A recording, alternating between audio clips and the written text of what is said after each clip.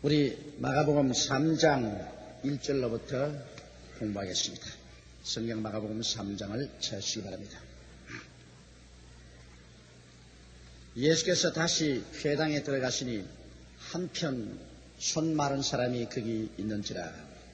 사람들이 예수를 송사하려 하여 안식일에 그 사람을 고치는가 엿보거늘. 예수님께서는 언제나 유대인의 회당에 들어가셨습니다. 그것은 왜냐하면 유대인의 회당은 유대인들이 그곳에 모여서 모세의 율법을 읽고 모세의 율법을 쫓아 하나님을 섬기는 그러한 유대인의 교회입니다. 유대인은 토요일 날 안식일로 지켜서 회당에 모였었습니다. 그러므로 예수님은 자연적으로 구약의 율법에 예언한 대로 주님이 오시기 때문에 그 회당에 들어가셔서 그 회당에서 늘 읽는 모세의 율법이나 선지자의 글이 예수님의 생애 속에 이루어지셨다는 것을 그들에게 주님께서 보여주시기를 원하셨습니다. 그리고 또 먼저 구원은 유대인에게 처음 하나님이 주신 것이고 그 다음에 이방인에게 주신 것이기 때문에 먼저 유대인에게 주님께서는 나가셔서 복된 소식을 전하기 위해서 회당에 들어가셨습니다. 그런데 예수 그리스도는 가셔서 말로만 말씀을 전가하는 것이 아니라 꼭 가시는 곳마다 귀신을 쫓아내고 병을 고쳤습니다. 그래서 유대인들에게는 이것이 그들에게 크게 걸렸었습니다.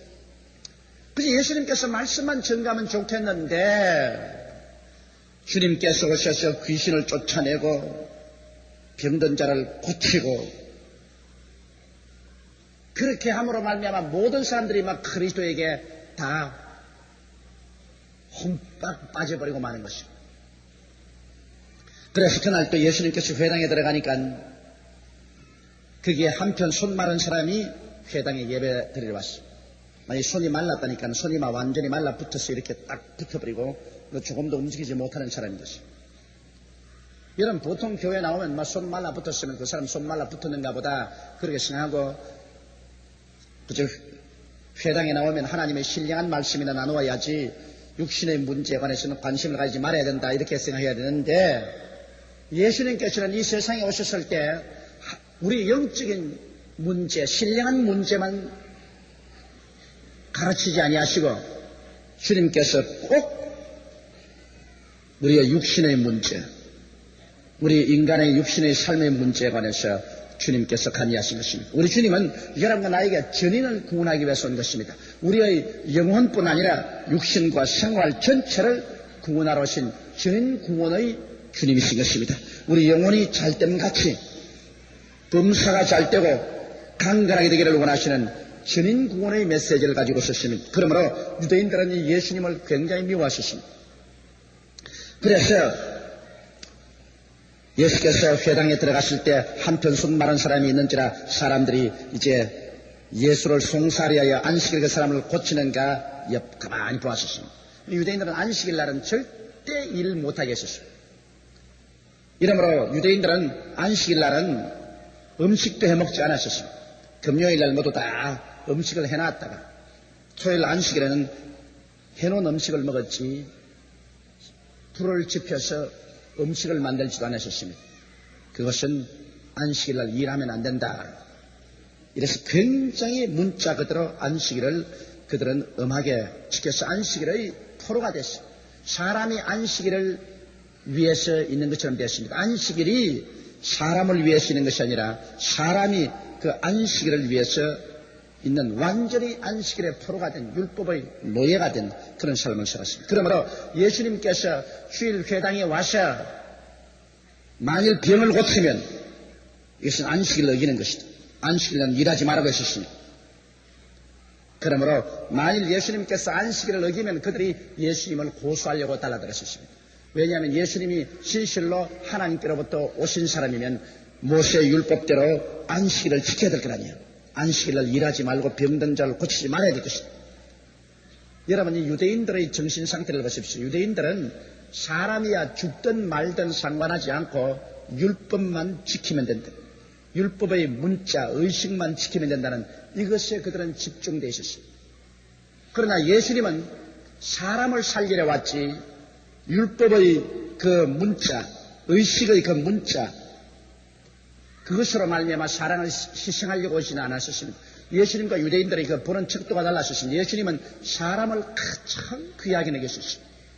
그리고 예수님은 사람을 구원하기 위해서 하나님 율법도 주셨고 의식도 주셨고 안식을 또 주셨다는 것을 알고 있었어요.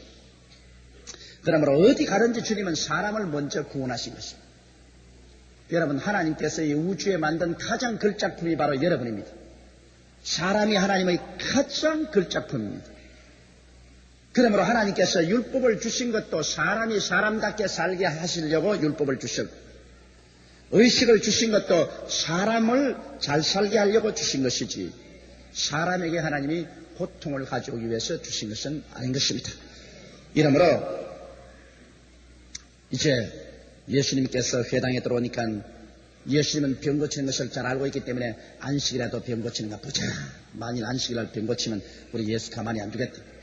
우리는 예수님은 하나님께로부터 온 사람이 아니고 율법을 어기는 사람이기 때문에 예수를 고발하겠다. 그렇게 생각을 하고 있었습니다.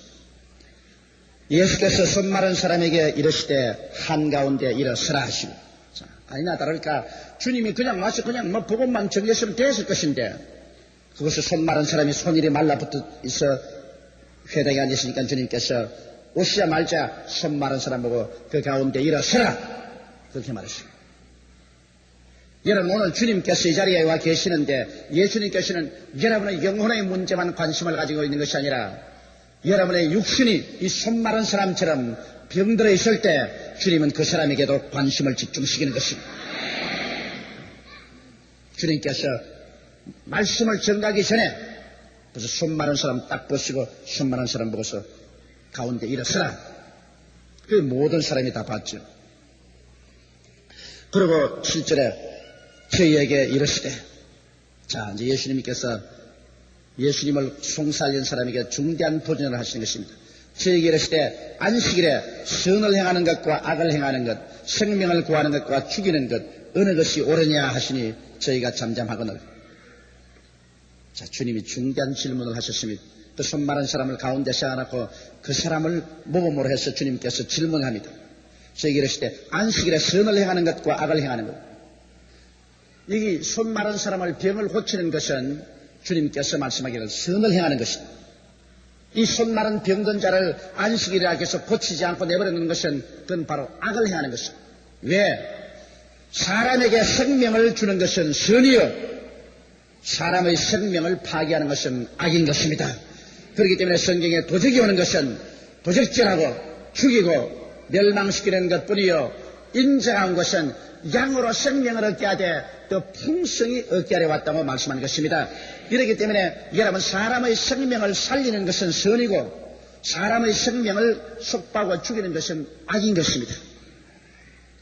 그렇기 때문에 공산주의 체제가 악이라는 것은 공산주의 체제는 여러분 사람의 생명을 완전히 속박해버립니다.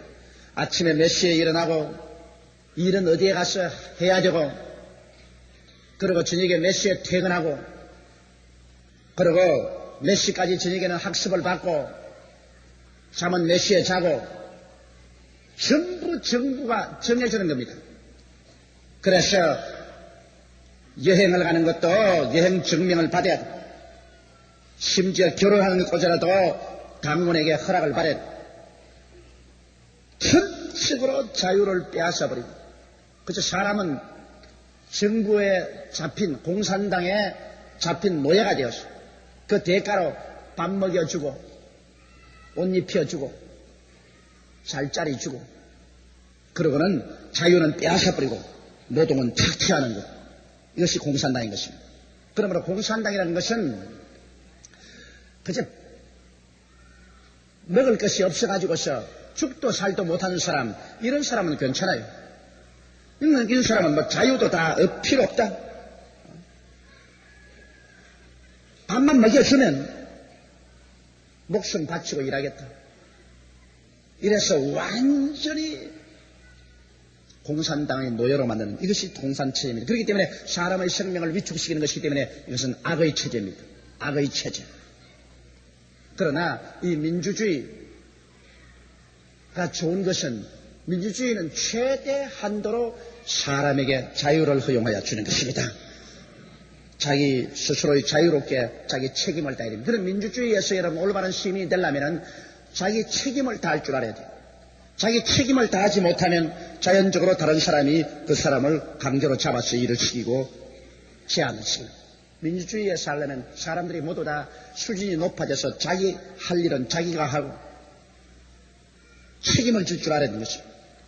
이렇기 때문에 사람에게 자유를 주고 자기 재산도 자기 소유할 대로 소유하고 팔고 싶으면 팔고 이사가고 싶으면 이사가고 여행하고 싶으면 여행하고 결혼하고 싶으면 사람 마음대로 상대로 만나서 결혼하고 하는 자기 자유로 행하되 책임감 있게 사는 이것이 민주주의인 것입니다. 이것은 사람의 생명을 확장시키는 것입니다. 민주주의가 절대로 완전한 주의는 아니지만 공산주의에 비해서 사람에게 생명의 자유를 줍니다. 이것은 선인 것입니다. 이러므로 예수님께서 그들에게 중대한 질문을 하는 것입니다.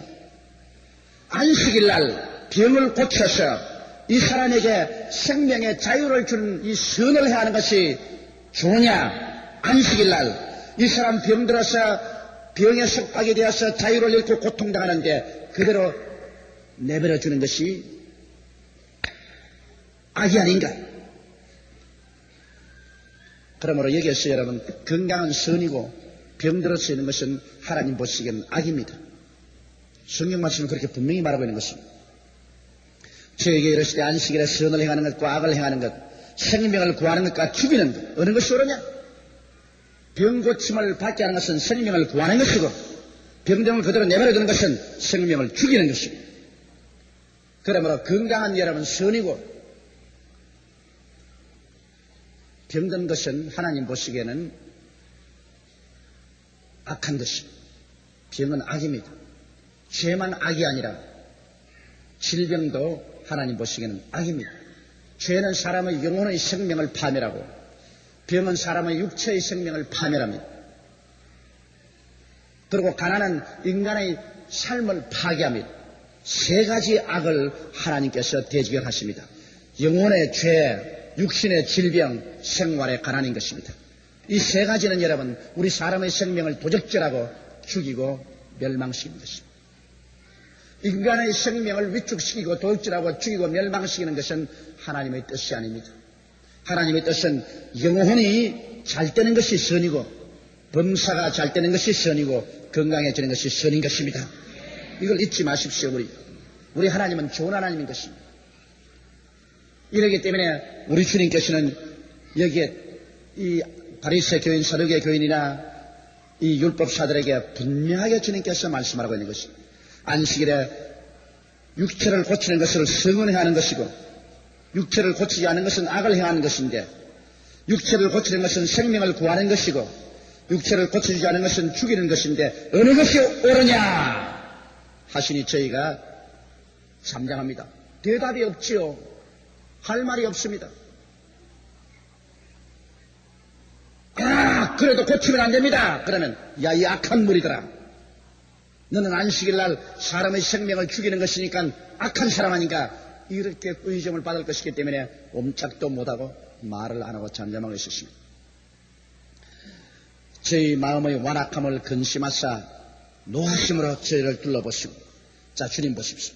주님께서 이 사람들이 죄짓거나 병들거나 가난하고 헐벗고 굶주린 사람에 대해서 무관심하고 오직 율법이나 의식에만 관심이 있는 사람들, 이런 사람에 대해서 주님께서는 마음에 근심하시고 그런 사람 보시고는 노하시는 것입니다.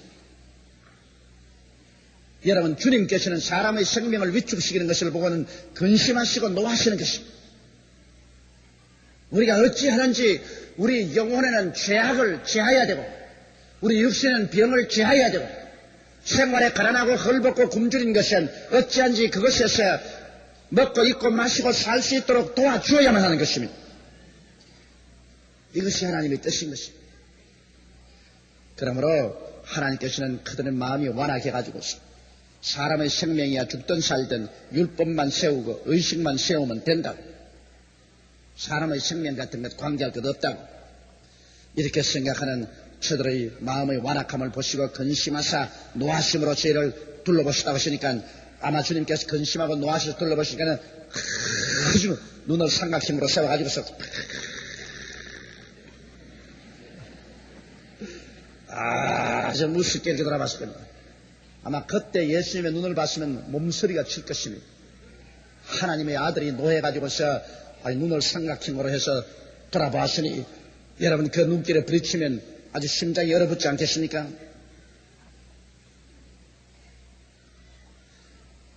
그 사람에게 이르시되 내 손을 내밀라 하시니 그가 내밀매 손이 회복되었더라. 여러분 주님의 명령에 우리가 순종하면 그대로 하나님의 능력이 나타나는 것입니다. 우리가 하나님 말씀을 믿고 순종하는 것 이거 가장 중요합니다. 우리가 하나님 말씀을 의심하고 그리고 또 하나님 말씀을 순종하지 않으면 하나님의 능력이 나타나지 않아요. 하나님의 능력은 구만리 장천 멀리 있지 않습니다. 하나님의 능력은 성령으로 말미암아 우리와 함께 있고 우리 안에 와 있는 것입니다. 그러므로 우리가 하나님의 말씀하실 때 거기에 믿어야 돼요. 하나님의 말씀을 믿어야 돼요. 믿음을 화합하지 않으면 소용이 없습니다. 그리고 또 믿으시면 우리가 담대하게 순종해야 되는 것입니다. 이 사람 보고서 너희가 가운데 일어나라고 하니까 손 마른 사람이 병 나을 줄 알고 믿고서 일어나신 것입니다. 자기가 병 고침 받고 회당에서 쫓겨날 각오하고라도 믿고 일어났습니다. 주님께서 너 손을 내밀라 그런데 아이고 뭐 주님 이거 벌써 수십 년 동안 오래 말라붙어 있었어요. 이건 내가 못 내밀어요. 아니 안 돼요. 이렇게 하면 그 사람 끝장난 겁니다. 그런 수십 년 동안 손이 말라붙어 있을 것입니다. 평소 자기 힘으로는 도저히 손을 내밀 수가 없습니다.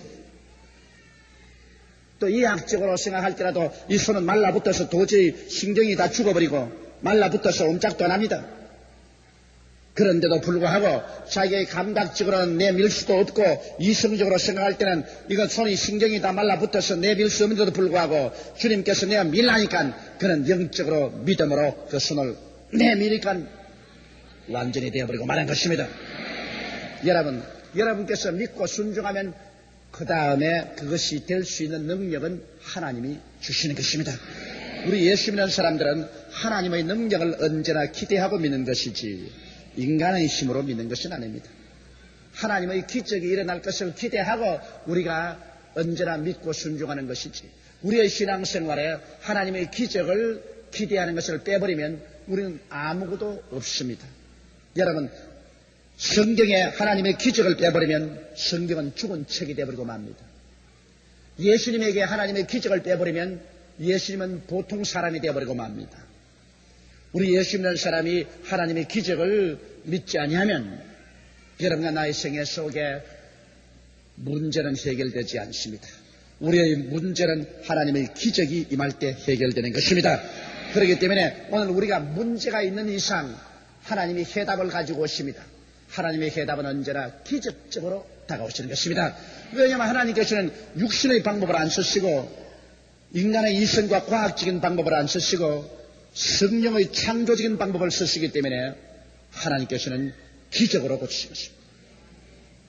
이러므로 오늘 이 시간에도 여러분께서 하나님께서 여러분 마음속에 너는 나았다 말씀을 하시거들랑 믿음으로 순종하십시오. 그러면 기적이 일어난다고. 여러분 이스라엘 12정탐꾼이 가데스 바네아에서 적과 끓여오는 가나안 땅을 40주 40야 정탐하고 돌아왔을 때 10사람은 기적을 믿지 않았었습니다. 10사람은 그들이 정탐해보니까 산은 높고 고을은 깊고 성벽은 높고 거기에 있는 모든 사람들은 네피림의 후손 아낙 자손 대장부들이 살고 있어 우리가 스스로 볼지라도 그들에게 비교하니 우리는 여치새끼 같더라. 우리는 그 가나안 땅을 점령하지 못할지니 우리의 처자가 포로가 될 것이라고 완전히 비관적인 말을 했습니다. 그것은 왜냐하면 자기 육신 감각적으로 보았고 인간의 이성과 과학적으로 생각했지 하나님을 믿는 백성은 영적으로 기적적으로 생각해야 된다는 것을 잊은 것입니다.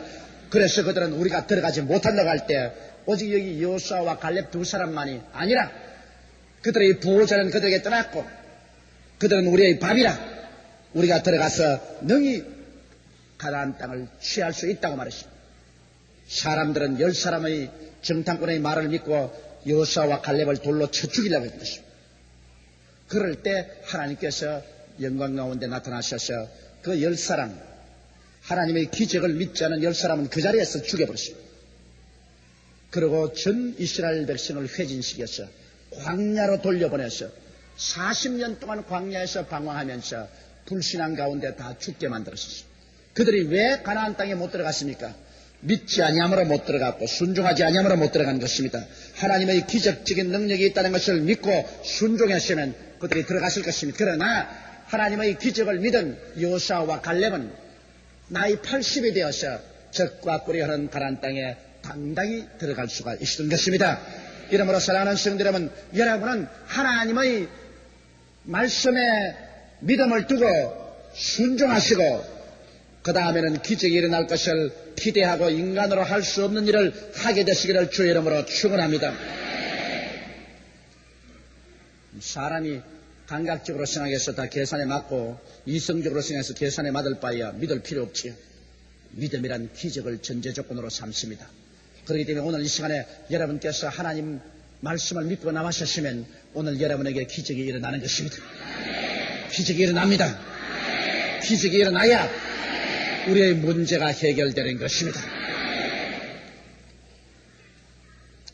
그래서 이 사람에게는 큰 기적이 일어나셨습니다. 저희 마음의 완악함을 근심하사 노하심으로 저에게 둘러보시고 그 사람이 이르시되 내 손을 내밀라 하시니 그가 내밀매 그 손이 회복되었다. 순간적으로 회복됐습니다. 하나님의 놀라운 기적입니다. 바리새인들이 나가서 곧 헤롯 당과 함께 어떻게 하여 예수를 죽이고 이론하니라. 여러분 원래 헤롯 당들하고 바리새 교회는 원수들입니다. 그런데도 불구하고 예수 잡아 죽이는 데는 바리새 교인과 헤롯 당까지라도 이렇게 마음이 탁 맞아 들어갔었습니다. 오늘날 병 고치는 것이 중요하지 않다. 교회는 복음을 전개해서 영혼 구원하는 것이지 병 고치는 것이 중요하지 않다. 이렇게 주장하는 주의 종들도 많고 평신들도 많이 있습니다. 여러분 만일 병 고치는 것이 중요하지 않다면 예수께서 무엇 때문에 구태의 안식일 날까지 병을 고치심으로 말미암아 바리새 교인과 헤롯 당들이 안식일 날 예수님 병 고친다고 잡아 죽이자고 이론하도록 만들었었겠느냐는 것입니다. 예수님께서 적당히 안식일 날 피해서 그저 주일날이나 그 다음 일주일 동안 병을 고쳤더라면 생명의 위협은 받지 않았겠지 않겠습니까?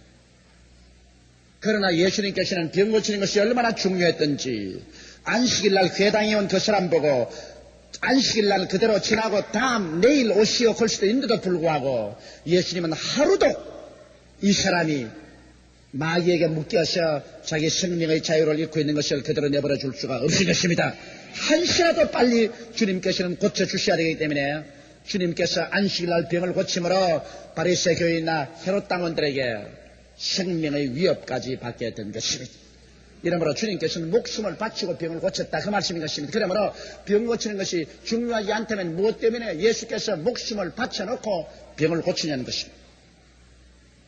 우리 주님께서는 여러분 우리의 영혼이 죄사함을 받아서 구원받는 것 이것은 말할 필요 없이 가장 중요한 것이죠.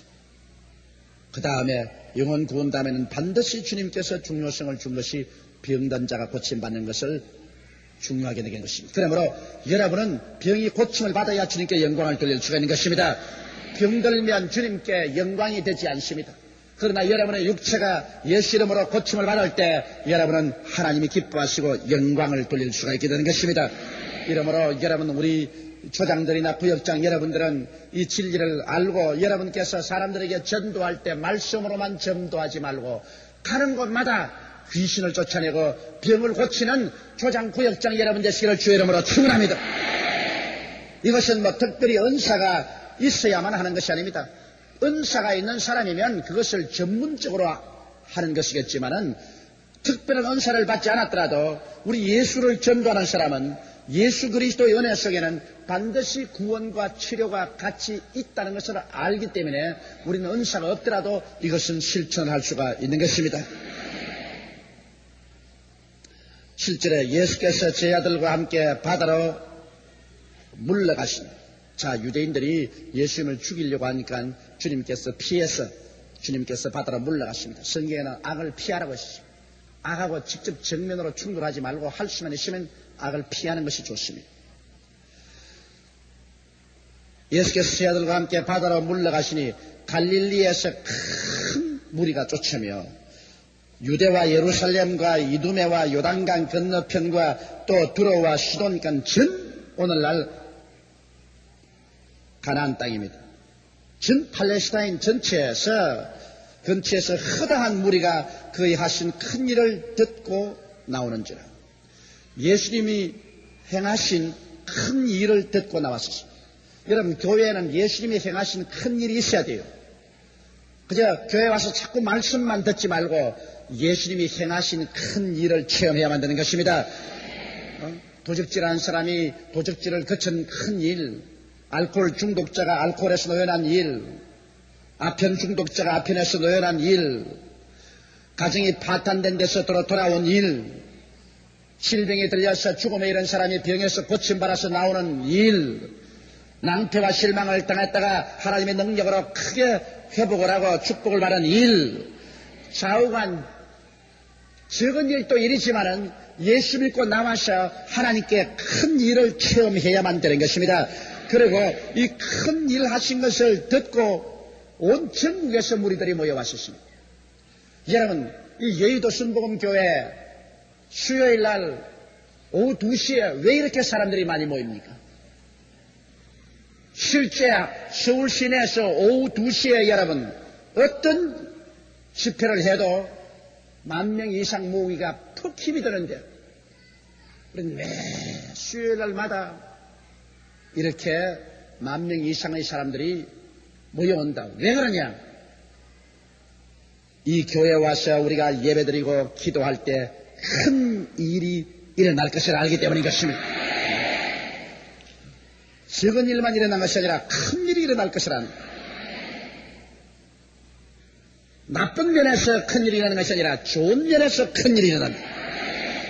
그래서 큰 일이 일어난다는 소문을 듣고 사람들이 많이 오고 또 체험을 하니까 또 많이 오고, 이래서 우리 교회는 수요일날 예배도 이렇게 많이 오고 금요일날 철야 예배도 많이 오는 것입니다. 그러므로 오늘 교회들이 정말 예수 그리스도의 기적을 믿고 사람들이 큰 일을 체험하게 되면 교회가 왜 텅텅 비어요? 나는 참 답답한 것은 교회가 20명 모였다가 팍 깨지고 한 50명 모였다가 또 한 30명으로 싹 줄어지고, 왜 그런지 모르겠어. 왜? 어떻게 하는지 살아계신 그리스도를 증거하면 반드시 구원과 치료와 하나님이 큰 일이 일어나는데, 이것을 능력 있게 증거하면 그 주위에 있는 모든 사람들이 보고서 듣고 큰 일을 체험하기 위해서 와서 그들의 운명이 변화되기 때문에 교회는 자라게 되어 있는 것입니다. 교회가 빈다는 것은 있을 수가 없습니다. 예수님께서 여러분 가시는데 사람이 없어가지고서 주님께서 사람 모이라고 북치고 나팔 부는 거 보았습니까? 사람이 너무 와서 동네 안에도 못 들어가고 사람이 너무 밀기 때문에 주님께서 배를 타고 바다로 피신을 가고 했지, 사람이 안 모인 적이 없습니다. 그런데 성경에는 내가 한 일을 너도 할 것이요 이보다 더 큰 것도 하리니 내가 아버지께로 가미라고 했는데, 예수님보다 더 큰 것도 하겠다고 했는데 왜 오늘날에 와서 사람이 안 모여요? 왜 안 모여요? 이야말로 사람이 안 모여서 몸부림을 친다면 그 목사님과 교회가 크게 회개해야 됩니다. 변명할 것 없어요. 왜냐하면 예수를 잘못 증거했기 때문에 사람이 안 모이는 것입니다. 참으로 살아계신 예수를 올바르게 전했으면 사람이 안 모일 택이 없는 것입니다, 여러분. 이것이 성경이 바로 그것을 증가하고 있는 것입니다. 예수께서 무리의 애워싸 미는 것을 면키 위하여 작은 배를 등대하도록 제 아들에게 명하셨으니, 보십시오. 어찌 사람들이 많이 밀어제끼는지 도저히 그냥 있다가는 예수님께서 사람에게 잡혀서 몸을 용신할 수 없으므로 작은 배를 준비하라 했어요. 배를 타고 바다에 들어가서 비로소 사람들에게 말씀을 전가할 수 있을 정도가 되었다. 그러니 인산인해 아닙니까? 신바람 나는 겁니다. 오늘날도 여러분 복음을 전가할 때 인산인해로 모여야 하는 것입니다. 그것은 큰 일이 일어나야 인산이 여러 모이지 아무 일도 안 일어나는데 왜 모여요? 이 바쁜 시험을에. 이러므로 우리 조장, 구역장 여러분이 조가 안 된다, 구역이 안 된다, 내 하나 조장, 내 하나 구역장으로 있는 사람들, 이건 왜냐? 큰 일입니다. 그 왜 기도를 많이 해서 큰 일이 몇 개만 일어나면 왜 내 하나 조장, 내 하나 구역장으로 남아있어요? 혼자서 가방 두고 달랑달랑 가가지고서 혼자서 앉아서 예배보고 혼자서 돌아오는 내 하나 조장, 내 하나 구역장, 이거는 있을 수가 없어요. 이야말로 큰 일 중에 큰 일인데, 그러한 분들이 하나님 기적을 믿고 참 큰 일이 일어날 것을 믿고 기적을 기대하고 복음을 전거해서 몇 사람에게만 큰 일을 체험하게 만들어져 버리면 구역이 꽉 차고 조가 꽉 차게 되고 마는 것입니다. 아주 간단한 것입니다. 10절에 이런 많은 사람을 고치셨으므로 병에 고생하는 자들이 예수를 만지고자 하여 핍근히 함이더라. 예수님이 많은 병자를 고치. 잠깐 예수님이 가시는 곳마다 병자 위에 고치러 가보시고, 예수님이 돌아오시면 병자 고치고 돌아오시고, 예수님이 앉으시면 그 자리에 무리들에게 말씀을 전하고 병을 고치시고. 그러므로 기독교는 병 고치는 종교입니다, 여러분. 그걸 잊지 마십시오. 기독교는 천당의 복음을 전개하고 그 다음에는 병 고치는 종교입니다. 기독교의 병을 고치지 아니하면 그 기독교는 탈색된 종교입니다. 석구화된 종교입니다. 골동품화된 종교입니다. 기독교가 아닙니다. 예수님께서는 너무 병을 많이 고쳤기 때문에 사람들이 예수님을 만지려고 자꾸 곁에 옵니다. 왜냐하면 예수님이 옷자락만 만져도 병이 나으니까. 성경 예수 그리스도는 어제나 오늘이나 영원토록 동일하냐라고 말씀하셨고, 너희 두세 사람이 내 이름으로 모인 곳에는 나도 너희 가운데 있겠노라고 말씀하셨습니다. 오늘 이 자리에 예수님이 와서 계십니다. 안 계시면 하나님 말씀이 거짓말이 되고 말 것이지요. 여기 예수님이 계시기 때문에 여러분 구원을 받고 병고침을 받아야만 됩니다. 자원 어떻게 되었든 병고침을 받아야 돼. 우리가 물론 죄를 마음속에 품고 있으면 하나님이 우리의 기도를 듣지 않기 때문에 우리 불신앙과 불순종의 죄를 다 회개하고 청산하면 오늘 이 시간에도 예수님께서 여러분에게 손을 얹어 병을 고쳐주시는 것입니다. 예수님이 절대로 변할 수가 없는 것입니다. 더러운 귀신들도 어느 때든지 예수를 보면 그 앞에 엎드려 부르시어 가로되 당신은 하나님의 아들이니이다 하니 예수께서 자기를 나타내지 말라고 많이 경계하시니라. 귀신들도 예수만 보면 하나님 아들입니다. 항복했습니다. 주님께서 귀신을 쫓아내시지만은 입으로서 하나님의 아들이라고 고백하지 말았습니다. 왜냐하면 예수님은 귀신의 고백을 듣기를 원치 않습니다. 예수님께서는 귀신 건지러 온 것이 아니기 때문에 예수님은 사람의 고백을 받기를 원하지, 사람들이 예수님 보고 당신은 하나님의 아들이다 하기를 원하지, 귀신이 당신은 하나님의 아들이다 하는 것 듣기를 원하지 않습니다. 주님은 귀신은 원수입니다.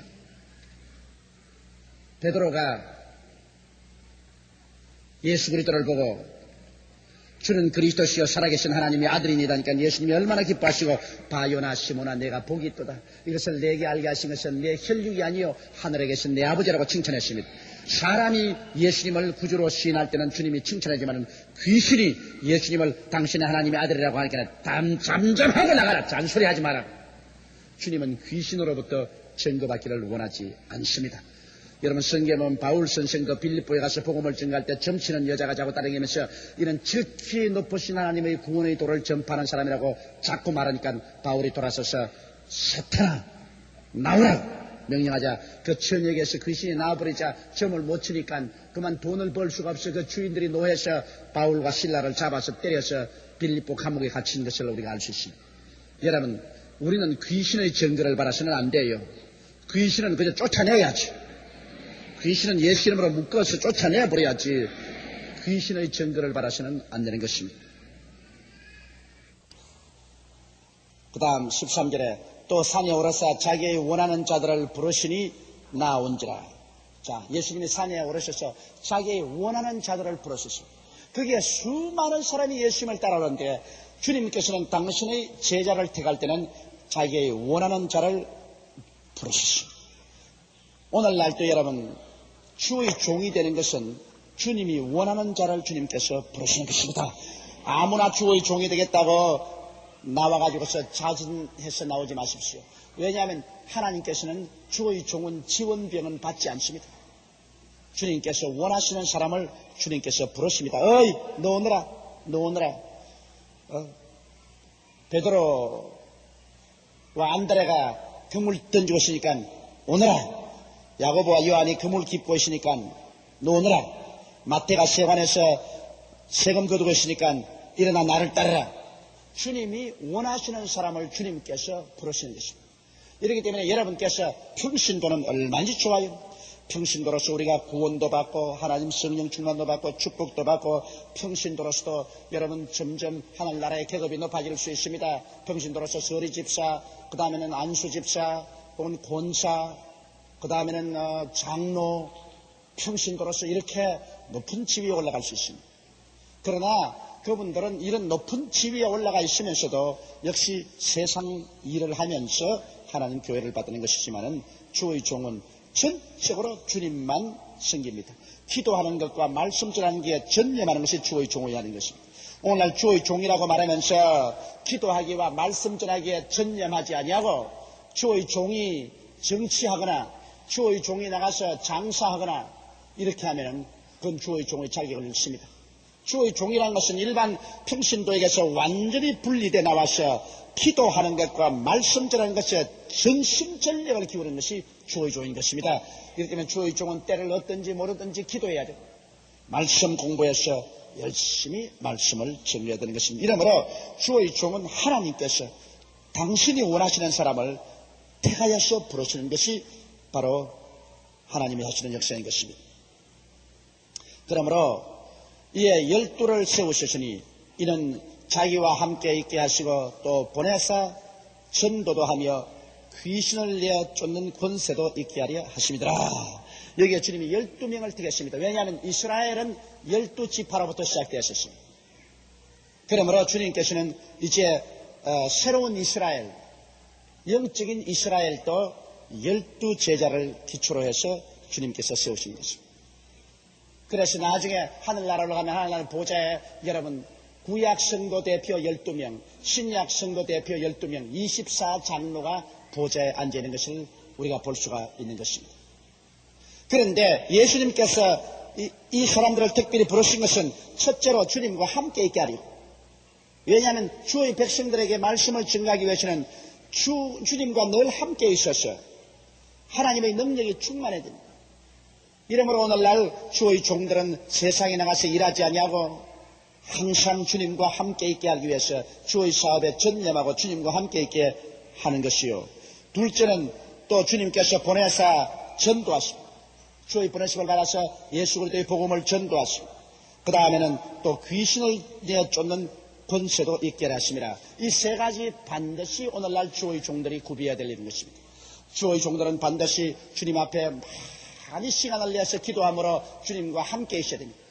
많은 시간을 기도하고 말씀을 읽음으로 말미암아 주님과 늘 함께 지나는 시간을 많이 가져야 되고, 그 다음에는 반드시 또 주님이 시키시는 대로 주일날, 수요일날 혹은 금요철야 혹은 부흥회에 나가서 말씀을 전거해야 되고, 그 다음에는 반드시 나가서 귀신을 내어 쫓아야 돼요.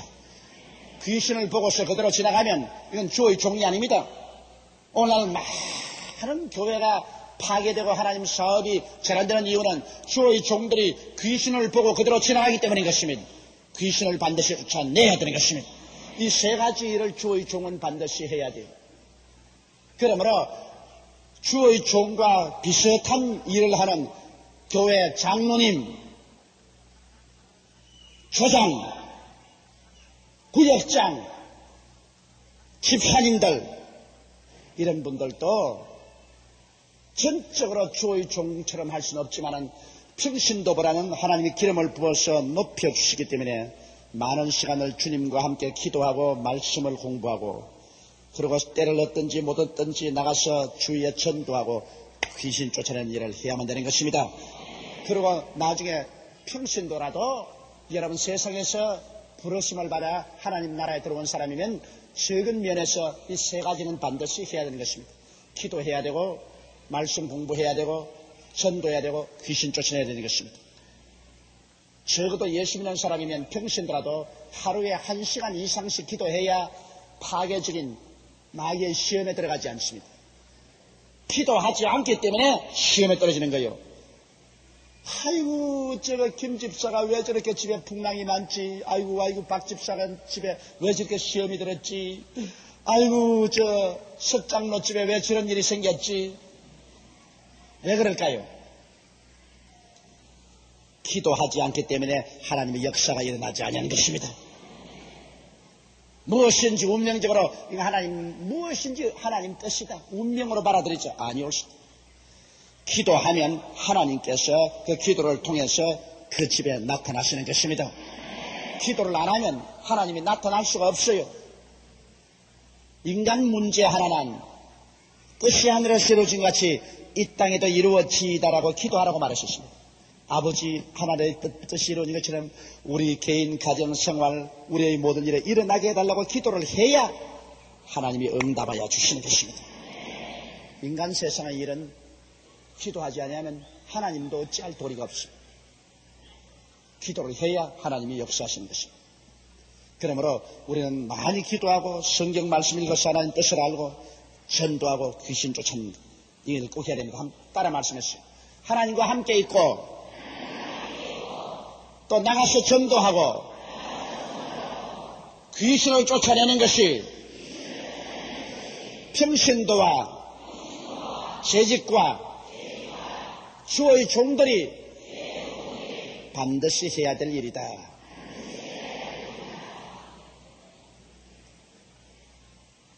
그렇게 하시겠어요? 하루에 1시간씩 기도하시면 손 들어봐 주십시오. 야, 그러니 수요일 날 이렇게 교회를 오셨구나. 못하시는 분도 솔직히 손 들어봐 주십시오. 못하시는 분들. 그래도 온 것이 장하구나. 하루에 1시간씩 여러분 기도하시고 말씀 공부하시고 전도하시고 귀신 꼭 쫓으세요. 이렇게 되면 천국이 여러분에게 임하여 역사하여 주시는 것입니다. 이 12를 세우셨으니 시몬에게는 베드로라는 이름을 따하셨고 시몬에게는 하나님이 반석이라는 이름을 예수님이 주셨고 또 세베대의 아들 야고보의 형제 요한이니 이 둘에게는 보아느게 곧 우레의 아들이라는 이름을 따였다. 야고보와 요한은 어찌 성격이 급하든지 막 사마리아로 전도 가다가 사람들이 예수님 온다고 이 길을 못 통한다 그러니까 막 야고보와 요한이 주님께 말하기를 주여 하늘에서 불을 내려서 제가 싹 태워 죽여버리십시오. 가지고는. 그래서 성격이 하도 급하기 때문에 우레의 아들 보아느게라는 이름을 주었습니다. 예수님하고 재미있는 어른이십니다. 또 안드레와 빌립과 바돌로메와 마테와 도마와 알페오의 아들 야고보와 및 다떼오와 가나안인 시몬이며 또 가룟 유다니 이는 예수를 판자래라. 참 세세토록 늘 12제자의 이름만 나오면 마지막 가룟 유다는 예수를 판자더라. 이 얼마나 비극적인 것입니까? 영국에 가면 어느 곳에 나무를 심었는데 12제자의 이름을 붙인 나무가 있대요. 그런데 그 나무들이 다 잘 자랐는데 가룟 유다라고 붙인 나무만 죽었어. 왜? 가는 사람 오는 사람마다 욕을 해놓으니까 그 나무를 보고 이 저주받을 나무야. 가룟 유다 이 저주받을 놈. 그러니까 나무도 막 기가 막혀서 죽어버렸어. 이 인류 역사에서 영원히 가장 저주받은 사람의 이름이 가룟 유다입니다. 이 얼마나 참 안 태어났으면 좋을 뻔당했어. 하나님의 아들 자기 스승인 예수 그리스도를 은삼신양에 팔아먹고 그를 십자가에 못 박은 자이기 때문에 세세토록 저주받은 이름이 되고 마는 것입니다. 20절에 집에 들어가시니 무리가 다시 모임으로 식사할 겨를도 없는지라. 참 집에 들어가니 또 와 따라오니까 식사할 겨를도 없는지라. 왜냐하면 예수님은 한 분이시지만은 예수님을 만나고자 하는 사람은 너무나 많아가지고서 그 사람들은 인정사정 안 본다고요. 예수님이야 살든 죽든 상관하지 않는다고. 인정사정 안 봐요. 그러므로 자기 건강은 자기가 돌봐야 돼요. 왜 내가 그 말을 하냐면, 제가 이 교회를 돌보고 있고 또 많은 사람들을 위해서 기도를 하고 있기 때문에 그 사람들이 내 시간을 요구하는 것이 굉장히 많습니다. 우리 교인들만 내 시간을 요구하는 것이 아니라 전국 교인들이 내 시간을 요구하고 전 세계 교인들이 내 시간을 요구하는데, 그 하는 대로 다 했다가는 별로 오래 못 살고 죽을 것입니다. 그러면 어떻게 하느냐? 예 하는 말하고 아니요 하는 말을 할 줄 알아야 됩니다. 근데 사실은 아니요 하는 말하기가 참 괴롭습니다. 그렇지만 어찌할 도리 없이 내 스스로의 건강을 위해서, 내 스스로의 목회 생활을 위해서 아니요 이렇게 말할 수밖에 없습니다. 그럼 또 욕을 얻어먹어요. 금방지게 지가 뭘 잘났다고, 그래 주의 종이면 사랑이 있어야지, 그런 법이 어딨냐고. 내가 어느 집회에 가는데 사람이 인산인해로 모여가지고서 이거면 도저히 손을 쓸 수가 없어요. 그날 그 사람들에게 안수해 주었다가는 그 다음 날 나는 뭐 아무 일도 못하겠어요. 녹초가 됐어. 그래서 덤벼드는 걸 다 뿌리치고 나니까 뒤에서 한 남자가 큰 소리로 네가 주의 종이야! 그런 사랑도 자비도 희생심도 없는 네가 주의 종이야! 뭘 치고 막 그래. 그래도 내 살길 내가 돌봐야지. 그렇게 그게 안수하고 하다가 지쳐서 쓰러지면 쓰러졌다 가자. 그거 가버리고 마는 겁니다. 이러기 때문에 여러분, 많은 경우에서 우리 성도들이 저에게 마음속으로 원망을 할 때가 있을 겁니다. 왜냐하면 저하고 신앙상담 지금 요청해놓고 난 다음 밀린 것이 지금 한 5달 밀렸어요. 나하고 만나겠다고 이름 순서적으로 정해놓고 지금 밀린 게 5달 밀렸습니다. 한 5달. 그러고도 지금 제가 신앙상담을 도저히 시간 없어 못 해주고 있어요. 그러니까 내게 오는 편지를 보면 다른 교회 가면은 목사들이 찾아와주고 전화 걸어주고, 교회에서 나오면은 참 덩어리 두들겨주고 악수해주고 할렐루야 해주고. 그런데 이놈의 교회는 오니 오나크나 가니 가나크나,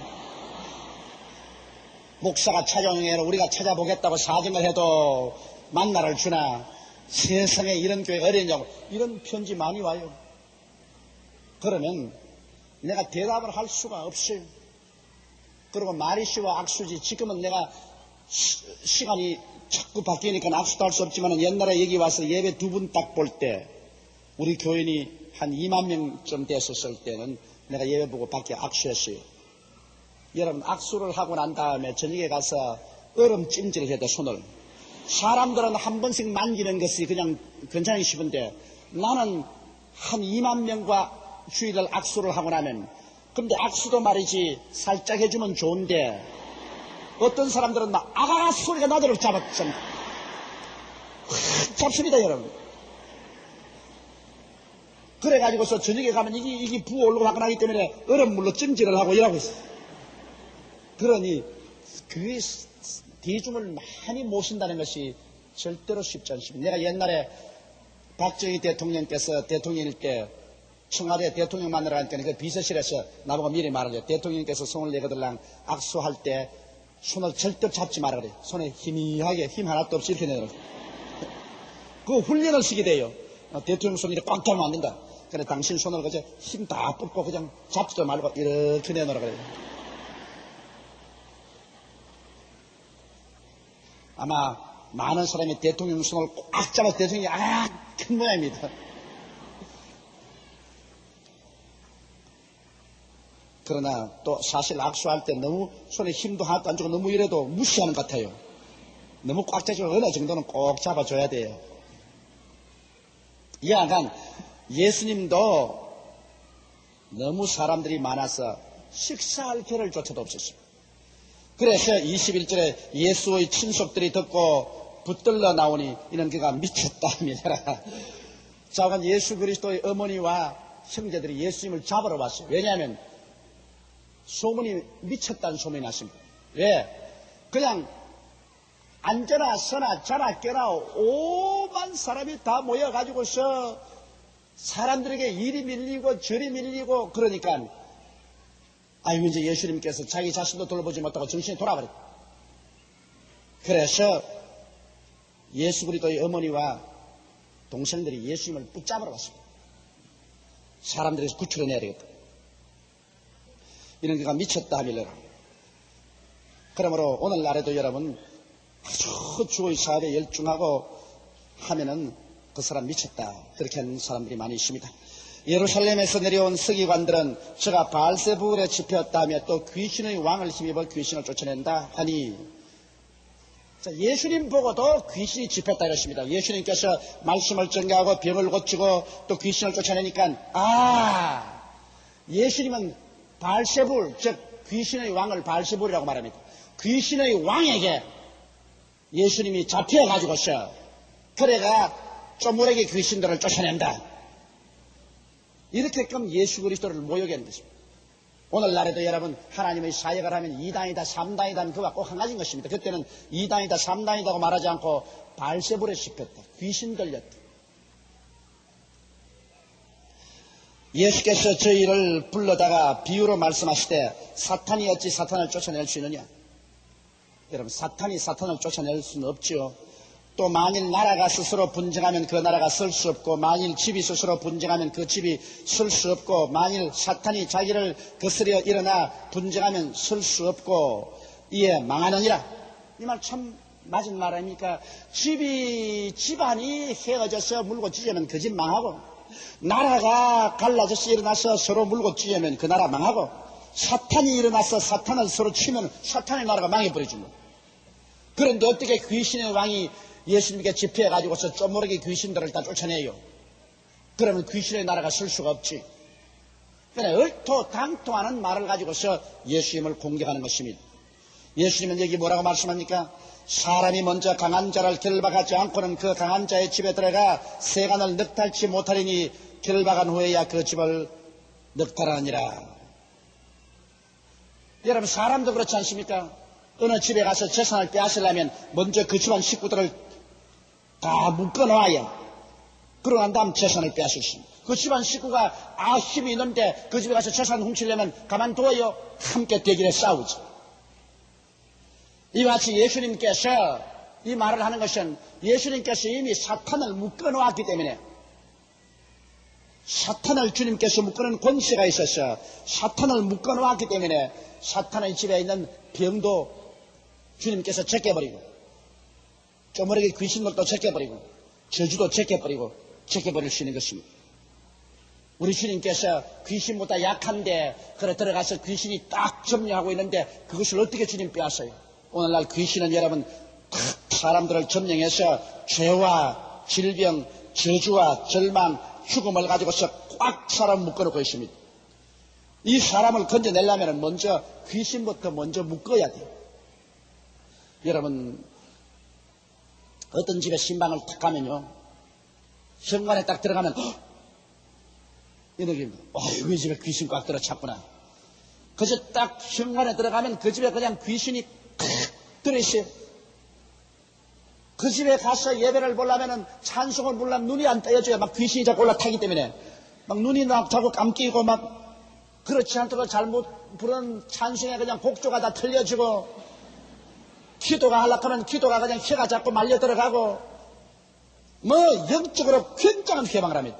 그런데 가만히 그 집에 보면 막 질병이 끝일 날이 없고 늘 가사에 우환이 생기고 가정에 늘 고통이 있습니다. 그게 뭐 아무리 뭐 다른 일이라도 소용없어요.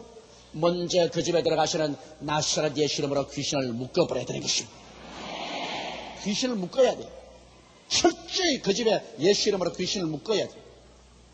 그리고 그 귀신을 쫓아내고 예수의 보혈의 찬송을 많이 부르고 그 집 식구들이 그다음 두고 예수의 보혈에 대한 찬송 많이 부르고 그리고 아침 저녁으로 예배드리고 그리고 마귀를 내쫓고 그렇게 하면 사탄이 물러가고 완질고가 사라져버리고 마는 것입니다. 또 어떤 데 보면 사탄이 특별히 가기를 좋아하는 자리가 있어요. 옛말에 터가 세다 그런 말이 있지 않습니까? 저 집은 터가 세어서 저기 들어가는 사람마다 사람이 죽어 나오고 그렇다.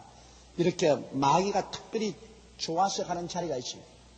그런 데는 믿음이 대단히 강하지 않은 사람 같으면 빨리 이사 가는 게 좋아요. 다른 데로. 그러다 믿음이 강한 자 같으면 들어가서 그 강한 자를 묶어버리고 그냥 그 세간을 넉탈할 수 있지만은 믿음이 강하지 못하면 거기 들어갔다가 괜히 절단난다고. 여러분 귀신이 하는 일을 장난삼아서 하면 안 됩니다. 실제적인 것입니다. 그런데 어떤 집에 들어가면 현관에 들어가면 성령의 훈풍이 확 불어제낍니다. 아이고 이 집에는 하나님이 와서 계시구나. 성령이 훈훈해요. 옛날에 제가 한참 한국에 부흥회 많이 다닐 때 어떤 교회를 가서 부흥회 첫날 강단에 딱 서면 막 온 교회가 막 하나님의 영광이 꽉 들어차 있어요. 그런데 어떤 교회는 가서 강단에 탁 서면 사탄이 목을 탁 졸아요. 막 그 교회 마귀가 와글와글해요. 이상하다 하고서 나중에 설교를 마치고 들어보면 교회 목사하고 장로하고 들어붙어가지고서 죽일 놈 살릴 놈 하고 막 교회가 막 엉망진창이에요. 아무 말도 안 하는데 강단에 딱 서면 막 벌써 그게 콱 드러난다. 이러므로 강한 자를 먼저 묶어야 돼요. 그러므로 여러분 생애 속에서 귀신을 언제나 묶어야 돼요. 그저 여러분 집에 들어가더라도 귀신을 늘 묶어서 내가 쫓아버려. 사업장에 들어가서도 사업을 개방하는 귀신을 예수 이름으로 묶어서 내가 쫓아버려. 교회에도 언제나 교회 분쟁을 가져오는 원수 귀신을 언제나 예수 이름으로 묶어서 내가 쫓아버려. 우리가 말쟁이를 내가 쫓아버리면 가정이 편안해집니다. 그렇죠? 요 말 여기 물어가지고 저 말 전해주고 자꾸 싸움 붙이는 사람 있잖아요. 요걸 쫓아버리면 뭐 편안해집니다. 귀신이 바로 그런 말쟁이요. 이걸 반드시 묶어서 내가 쫓아버려야 되는 것입니다. 이러므로 예수님이 하신 말씀이 그것이었습니다. 사람이 먼저 강한 자를 결박지 않고는 그 강한 자의 집에 들어가 세간을 넉달지 못하리니 결박한 후에야 그 집을 넉탈하리라. 그러므로 우리는 이제 예수 이름으로 원수 마귀를 묶어버리고 이제는 사람을 질병에서 해방시키고 저주에서 해방시키고 절망에서 해방시키고 죽음에서 해방시키는 역사를 해야만 하는 것입니다. 마귀를 가만두고는 이 일이 안 됩니다. 마귀를 먼저 묶어버려야 이 일이 되는 것입니다. 내가 진실로 너에게 이르노니 사람의 모든 죄와 무릇 회방은 사심을 얻되 누구든지 성령을 회방하는 자는 사심을 영원히 얻지 못하고 영원한 죄에 처하느니라 하시니라. 이것은 무슨 말입니까? 사람이 다른 죄는 지어도 용서를 받아요. 하나님께 대해서 잘못 말한 것도 용서받고 우리 주 예수 그리스도에 대해서 잘못 말한 것도 용서받지만은 성령을 회방한 죄는 이제는 끝장이 나요. 하나님을 회방하면 예수님이 와서 대속을 해줍니다. 예수님께 대해서 회방을 하면 성령이 와서 대속을 해줘요. 성령에 대해서 회방을 하면 이제는 아무도 와서 말해줄 자가 없어요. 하나님의 성령을 회방하면 그는 금세와 내세까지 영원히 버림을 받습니다. 그러니까 다른 모든 죄는 다 용서를 받되 성령을 회방하는 죄는 용서를 못 받습니다. 그럼 성령을 회방하는 죄가 뭐냐? 예수 그리스도께서 성령으로 역사하는 것을 보고 저기 귀신이 하는 일이라고 말할 때, 오늘날 또 하나님 성령의 역사를 보고서 저것이 귀신이 하는 일이라고 말할 때 성령을 회방하는 죄를 짓게 되는 것입니다. 물론 전혀 뭐가 뭔지 모르고 그렇게 말하는 것은 그는 용서를 받을 수 있습니다. 그러나 번연히 알면서 성령의 역사인 줄 알면서도 마음속에 독한 시기 때문에 그것을 성령의 역사라고 하지 않고 귀신의 일이라고 공공연하게 그렇게 말을 하면 성령을 회방하게 되면 어느 시점에 가서는 성령이 그 사람을 떠나버립니다. 다시는 구원을 받지 못합니다. 이렇기 때문에 이 세상에서 여러분 우리가 하나님의 성령의 역사에 관해서 굉장히 조심해야 됩니다.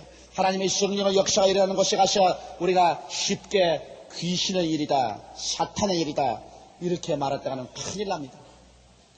오늘날 여러분 쉽게 하나님의 성령을 회방하는 사람들이 성령의 역사를 보고 그 마귀의 일이라고 말해요. 아주 위험한 일입니다. 여러분 하나님의 성령의 역사는 모르거들랑 입 딱 다물고 있어요. 성령의 역사인 줄 알거들랑 회방하지 말아야 돼. 완전히 사탄의 일을 하는 것은 그건 사탄이라고 그러죠. 그러나 하나님 성령으로 말미암아 예수 그리스도를 영화롭게 하고 하나님의 사업을 하는데 그것을 사탄이라고 하면 성령을 회방해서 금세와 넷세 버림을 받는 무서운 죄를 지게 되는 것입니다.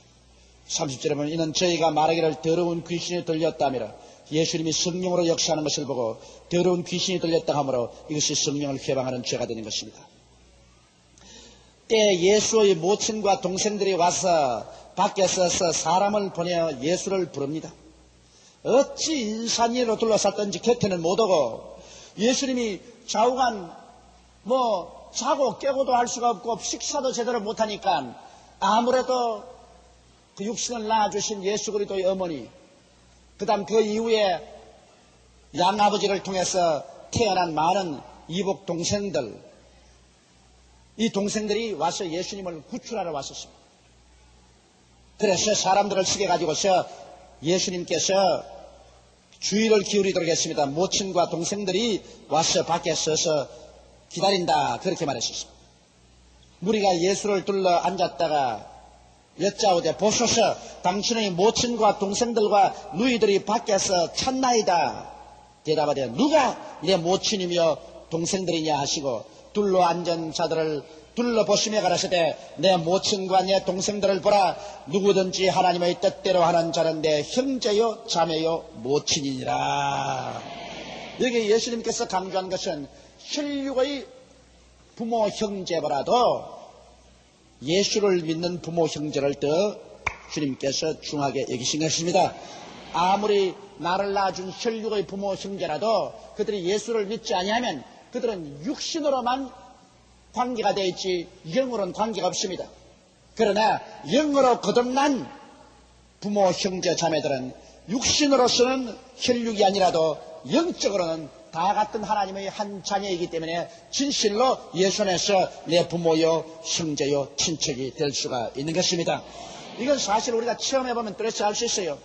우리가 예수 믿기 전에는 부모 형제 친구들이 굉장히 좋았는데 예수 믿고 난 다음에 딱 우리 구원받고 난 다음에 저들은 구원을 안 받은 부모 형제 친지 친구들인데 나중에 서로 만나보면 서먹서먹하기가 끝이 없어요.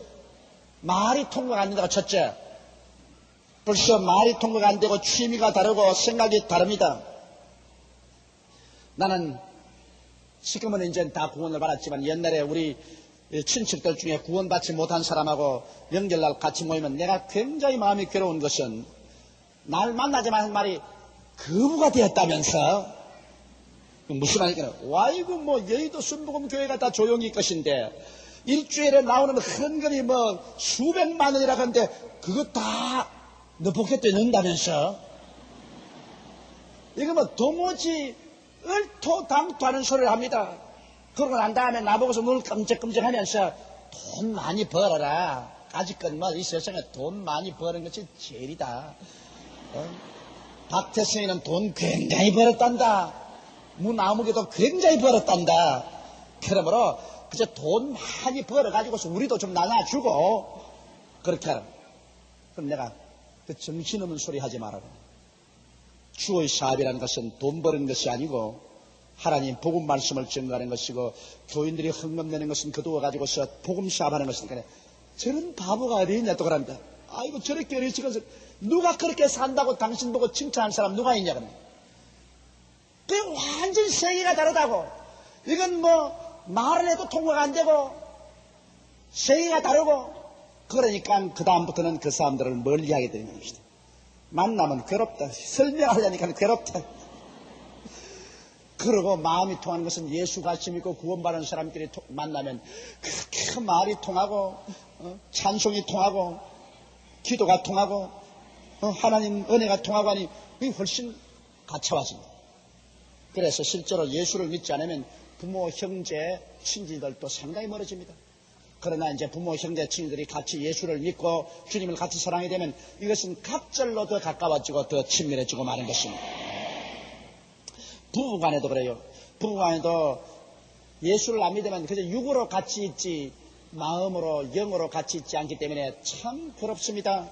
그건 육체로는 같이 살지만 마음과 영이 뭐니까 이 도무지 모든 일에 마음이 맞지가 않습니다. 교회 가자 하면 극장 가자 그러고 저녁에 하나님 말씀 읽고 저녁에 좀 기도 좀 하자 하면 텔레비 크게 틀어놓고 프로그램 본다고 쳐다보고 있고 뭐 사사건건이 안 맞았다. 이래서 한 가정의 행복도 부부간에 같이 예수를 믿고 같이 하나님의 자녀가 되어놓으면 그러면 말도 통하고 기도도 통하고 같이 교회 오고 하나님 영광 위해서 하니 속도 하나요 겉도 하나가 되니 참 좋은 겁니다. 이러기 때문에 결혼할 때도 꼭 예수 믿는 상대를 택해서 하는 것이 참 좋은데 그게 마음대로 안 되니까 그게 참 괴롭다고. 왜냐하면 예수 믿는 처녀들은 많은데 예수 믿는 총각이 별로 많지가 않아. 그렇기 때문에 여성들이 많이 시집을 못 가고 있어서 내가 지금 마음의 걱정이 태산입니다. 내가 늘 기도가 우리 교회 성가대도 그렇고 교회 학교도 그렇고 청년회도 그렇고 이런 뭐 시집 못 간 처녀들이 너무 많아가지고서 아이고 하나님 총각들 좀 많이 보내주시옵소서. 사실 걱정이거든. 그러나 우리 예수를 믿고 구원을 받은 사람들은 모두 다 한 하나님의 백성이요 한 성령으로 살며 또 한 희망을 가지고 사니 어찌 좋지 않을 수가 있겠습니까? 이제 예수님 오실 날이 또 더 가까워 왔어요. 아마 금년도의 크리스마스가 우리가 지상에서 마지막 크리스마스가 될런지도 모릅니다. 왜냐하면 주님 강림하실 날이 그만큼 촉박해져 오고 있다는 것을 내가 말하는 것입니다. 그러니 이제는 소망찹니다. 이제는 예수 믿으려거든 진짜로 열심히 믿어서 지금부터 이제 잠에서 깰 때가 왔습니다. 진짜로 열심히 기도하고 열심히 믿고 열심히 주의 사업할 때가 왔습니다. 제가 그렇게 급하게 느낄 때는 주님 오실 날이 그만큼 가까워 왔다는 것을 제가 알기 때문에 그렇게 말씀드리는 것입니다. 할렐루야. 우리 다 같이 동성으로 기도하십시다. 한 음성으로 우리 주님 앞에 기도드리겠습니다. 사랑이 많으시고 거룩하신 우리 아버지, 주님의 강림하실 날이 우리 눈앞에 다가온 것을 진실로 고맙고 감사합니다. 사랑이 많으시고 거룩하신 우리 아버지 하나님이시여, 주 예수의 강림이 푸르나니 저 천당복 얻을 자 예비하라고 하신 말씀대로 내 아버지 하나님이시여, 이제 성령으로 우리 자신을 무장하고 우리 아버지여 주 앞에 예비하는 우리들이 다 되게 도와주시옵기.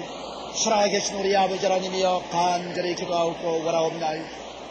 오 사랑이 많으시고 거룩하신 아버지,